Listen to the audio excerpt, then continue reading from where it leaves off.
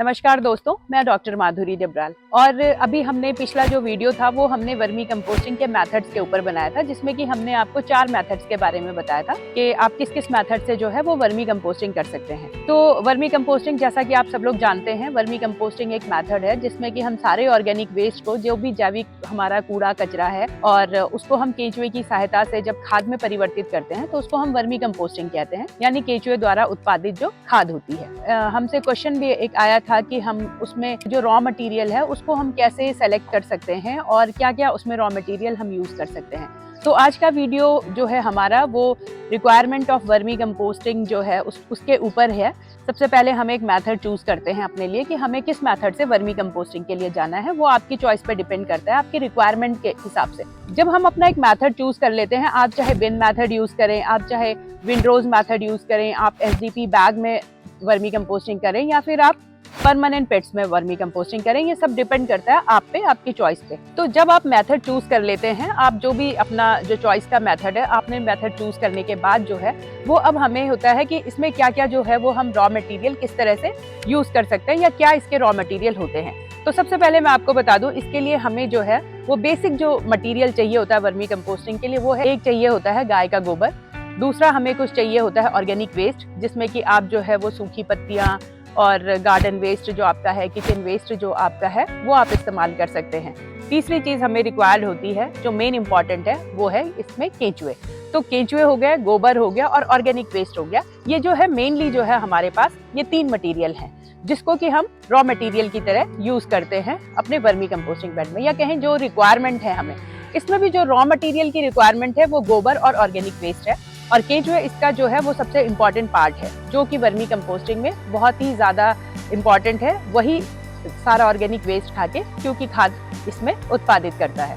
तो अब पहले मैं आपको बता दूं जो गोबर है वो कैसा होना चाहिए। तो देखिए, आपने अक्सर सारे वीडियोस में देखा होगा कि जो भी गोबर यूज होता है वो सब लोग कहते हैं कि गाय का गोबर हम यूज करते हैं। तो ठीक है, हमारी प्रेफरेंस जो है वो इसमें गाय के गोबर की होनी चाहिए कि आप गाय का गोबर इस्तेमाल कर सकते हैं। लेकिन ऐसा जरूरी नहीं है कि अगर आपके पास दूसरे जानवरों का गोबर है तो वो वर्मी कंपोस्टिंग में यूज नहीं हो सकता, ऐसा बिल्कुल नहीं है। आप गाय के गोबर के साथ साथ आपके पास अगर भैंस का गोबर है आप उसे इस्तेमाल कर सकते हैं, आप जो घोड़े का गोबर होता है आप उसको इस्तेमाल कर सकते हैं, आप जो बकरी का है, मुर्गी का जो वेस्ट है, आप किसी भी चीज को जो है, किसी के भी वेस्ट को आप यहाँ पर इस्तेमाल में ला सकते हैं। ऐसा बिल्कुल जरूरी नहीं है कि सिर्फ गाय के गोबर से ही वर्मी कंपोस्टिंग होती है। लेकिन हाँ, क्योंकि गाय का गोबर जो है वो, गाय सारे पशुओं में जो है वो बहुत अच्छी मानी जाती है। गाय को हमारे भारत में माता का दर्जा भी दिया हुआ है, तो उसके गोबर में कहते हैं कि सबसे ज्यादा जो हमारे जो बेनिफिशियल माइक्रोब्स हैं, माइक्रो ऑर्गेनिजम्स हैं, वो उसके गोबर में बहुत अच्छे मिलते हैं। तो इसलिए जो सबसे इम्पोर्टेंट है वो इसलिए कहा जाता है कि हम गाय के गोबर को जितना ज्यादा इस्तेमाल करेंगे उतना अच्छा रहता है। लेकिन इसका ये कतई मतलब नहीं है कि हम दूसरे गोबर को इस्तेमाल ना करें। अब जो गोबर हम इसमें इस्तेमाल करते हैं, गाय का गोबर की अगर हम बात करें, तो वो लगभग जो है वो 20 से 25 दिन पुराना होना चाहिए। 20-21 दिन पुराना तो कम से कम होना ही चाहिए। एकदम ताज़ा गोबर हम वर्मी कंपोस्टिंग में इस्तेमाल नहीं करते हैं। उसका कारण है कि जो ताज़ा गोबर होता है उसमें कुछ हार्मफुल टॉक्सिक गैसेस रिलीज होती हैं, जिसमें कि जो हमारा अमोनिया हो गया, जो हमारी मीथेन हो गई, ये गैसेस जो है वो ताज़े गोबर में रिलीज होती हैं। और जब तक ये गैसेस इससे रिलीज नहीं हो जाती पूरी तरह से, तब तक ये केंचुए के लिए जो है वो अच्छा नहीं माना जाता है। तो इसलिए हम बात करते हैं कि ये जो गोबर है ये लगभग 20-25 दिन पुराना अवश्य होना चाहिए। और फिर आप इसको 20-25 दिन पुराना गोबर जब आप लेते हैं तो आपको उसमें हम एक बात कहते हैं कि इसकी हीट जो है वो रिलीज हो जानी चाहिए। तो हीट रिलीज होने का मतलब है जो गैसेस मैंने अभी पहले आपको बताई, जो इसमें गैसेस निकलती हैं, जब वो गैसेस निकलना इससे बंद हो जाएं, इसके लिए हम इसको कुछ दिन पानी से जो है वो भिगोते हैं गोबर को, और धीरे धीरे को पलटते हैं गोबर को, और इस तरह से उसमें से जो गैसेस हैं वो रिलीज आउट हो जाती हैं।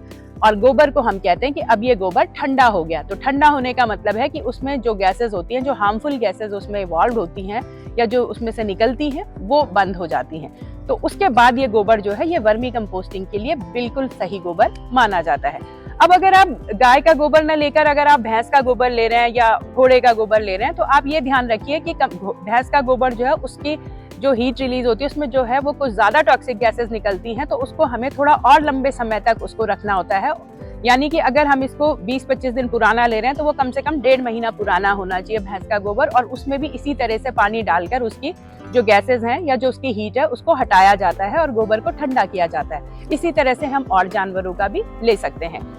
अब बात आती है जो दूसरा हमारा इसका इंग्रेडिएंट है या दूसरा जो रॉ मटेरियल है, वो है इसमें हमारे पास ऑर्गेनिक वेस्ट।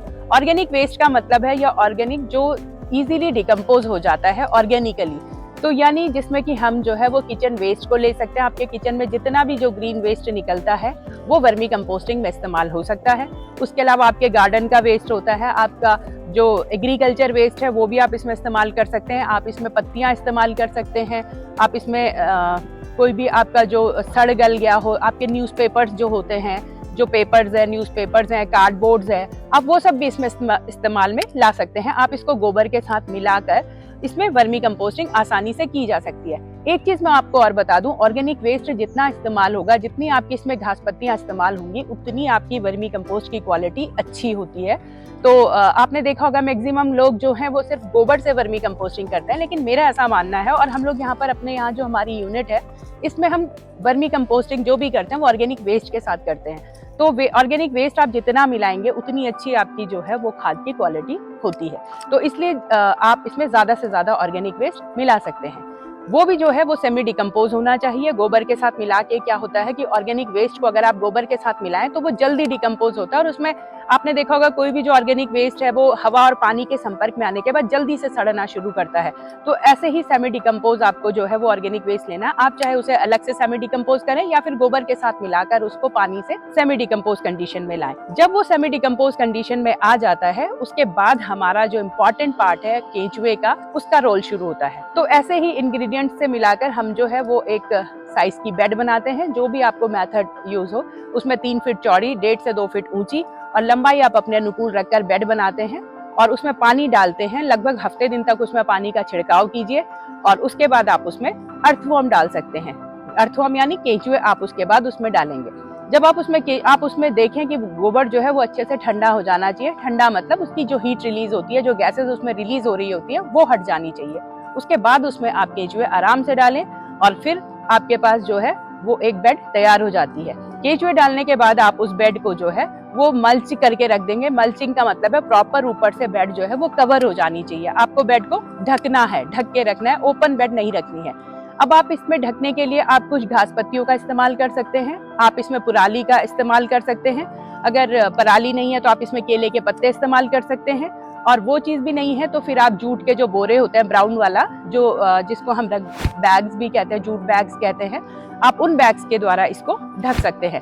तो जैसा मैंने आपको बताया था, जो गोबर है हमारा वो लगभग 20 से 25 दिन पुराना होना चाहिए और उसको फिर हम ठंडा करते हैं। तो मैं आपको बता दूं, ये इस तरह का आप पानी का जो पाइप है उसके साथ इस तरह करके और ऐसे उसको फावड़े से या पंजी से जो है आप इसको चारों तरफ इसको मिक्स करके जो पलट के और फिर ये इस तरह से आप गोबर को ठंडा कर सकते हैं। ये हमारे पास जो है ये लगभग 20 दिन पुराना गोबर हो चुका है। अब हम इसको बेड बनाने से पहले इसको ठंडा कर रहे हैं। बेड बनाने के बाद भी आप इसमें जो है वो लगातार 3-4 दिन तक पानी डाल के इसको पलटाई करेंगे तो काफी अच्छा जो है ये गोबर हो जाएगा बेड बनाने के लिए।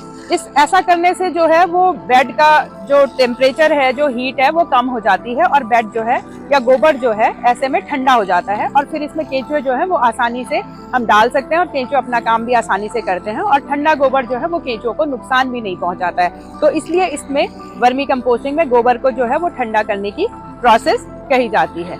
अब ये जो हमारे पास आपको दिख रहा है ये सारी की सारी जो है वो सूखी पत्तियां हैं जो हमने अपने खेतों से, अपने गार्डन से जो इकट्ठी की हैं और इसको भी हमने जो है वो वर्मी कंपोस्टिंग में डालने के लिए हम इसको तैयार कर रहे हैं वर्मी कंपोस्टिंग की प्रोसेस के लिए। और इसलिए क्योंकि ये जो है वो आधी सड़ी हुई होनी चाहिए, सेमी डिकम्पोज कंडीशन में होना चाहिए क्योंकि बिल्कुल ड्राई लीव्स हैं। तो आप चाहे तो इसको गोबर के साथ मिक्स करके भी आप इसको सेमी डिकम्पोज कर सकते हैं और अदरवाइज आप इसको थोड़ा सा पानी डाल के जो है वो ये 10 से 15 दिन में काफी अच्छी स्थिति में आ जाएगा। तो इसके बाद आप इसको गोबर के साथ जो है वो बेड बनाने में यूज कर सकते हैं और फिर इससे हमारी वर्मी कंपोस्टिंग भी काफी अच्छी हो जाएगी।